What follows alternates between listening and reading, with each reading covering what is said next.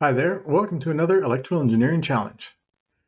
Again, thanks for everyone who subscribed and shared. We're up to over 100 now, so let's keep going. Hopefully I can get to 250 pretty shortly to get the new microphone. So please hit the bell icon, like, subscribe to keep the challenges coming. Also, as always, if there's some challenge you're working with, let me know in the comments and I'll see what I can do to help out. I've worked on many different things before, so go ahead and give me a challenge, right, to see what we can do. And now let's go ahead and get on with the design. So today we are going to do a basic game show type trigger system. There are probably many other methodologies on this on the internet. So for this one, just try and use what we have available in the design based on what we are given. There are so many ways to skin a cat here, so just try to use what we are given in the challenge. Of course, I have a preset idea on what I want the solution to be with the use of these items. So if you have a different arrangement, let me know in the comments down below.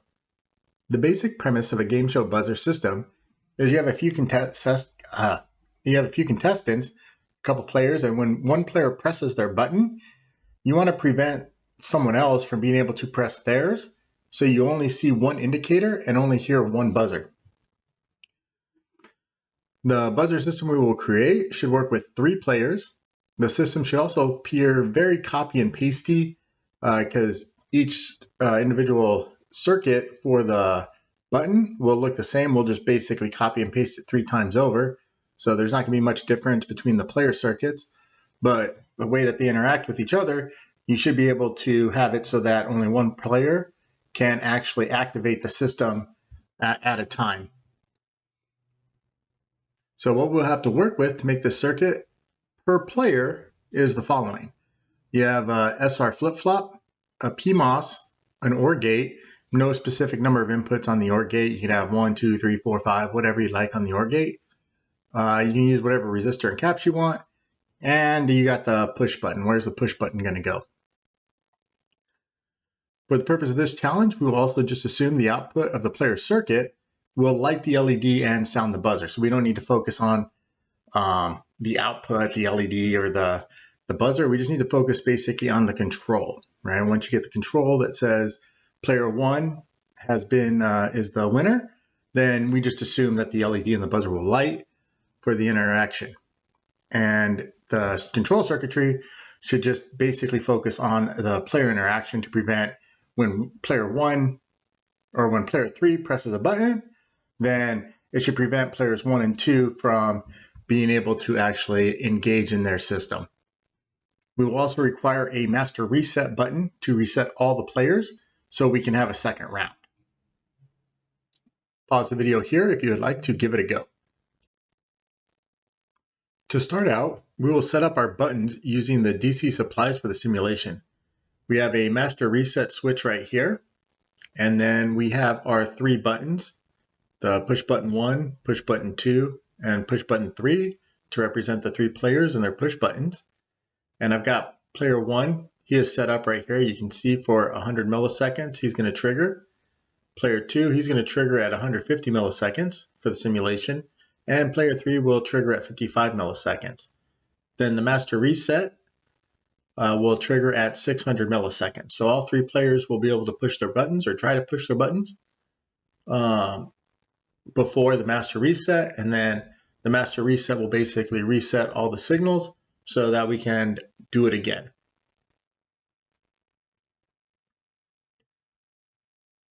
These push buttons are just going to control these DC power supplies. They're just going to control an NMOS right here.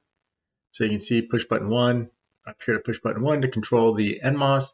So basically with the DC power supply in the simulation with the NMOS, I have a normally open switch that will pull the system, the signal to ground. This signal right here, it'll be pulled to ground when you push the button. So it's just like a normally open single pole, single throw switch right here for the simulation purposes.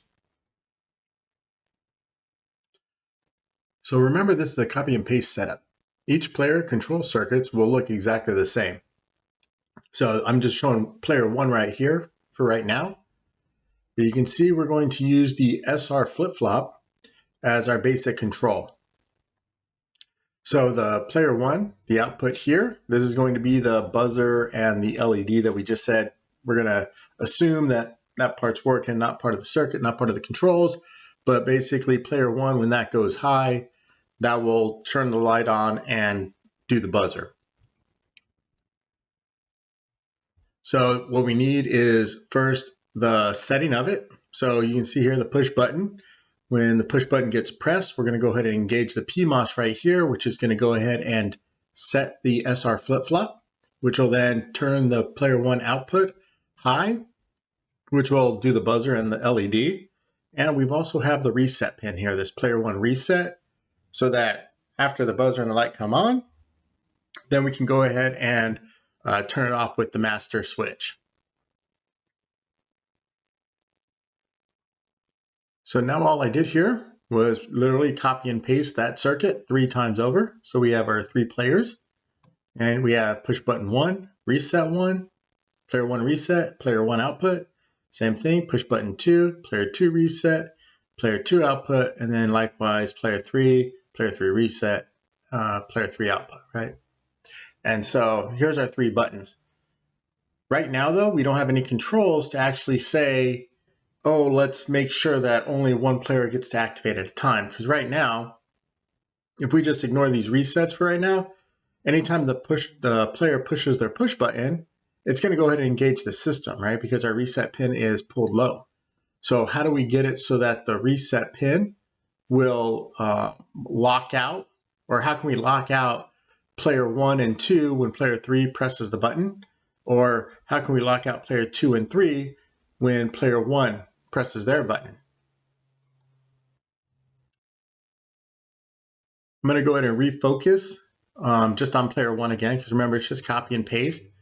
And so now we got to engage that OR gate that we had. So we take the OR gate, and anytime that we want to reset the player 1, then it's just going to basically be under any of these circumstances, right? If the master reset button gets hit, and if player 2 gets hit or player 3 gets hit. So when player 2 goes live, basically when this reset pin is held high, then it doesn't matter what you do to the set pin, nothing's going to happen, right? And so that's basically what we're doing. When player 2 hits their button, we're just going to force this reset pin high so player 1 can't set their output.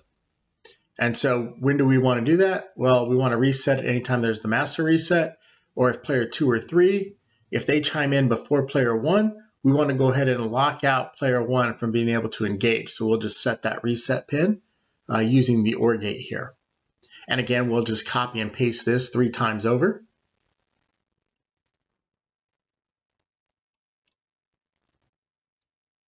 So if we just copy and paste it, we'll just move this down here for some looks.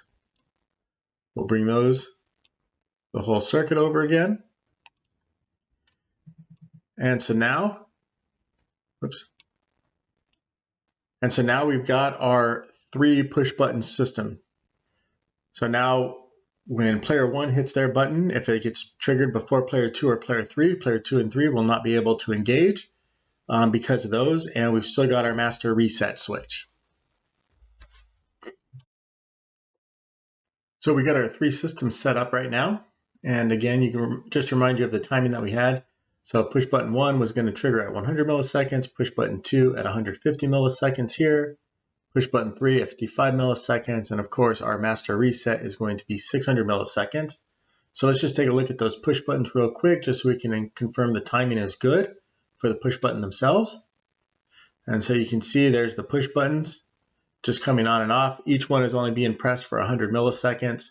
Same with the master reset over here, but you can see push button 3 comes first, then 1, so player 3, then player 1, and then player 2 tries to engage on the press buttons, and then at 600 milliseconds, the master go ahead and resets the circuit.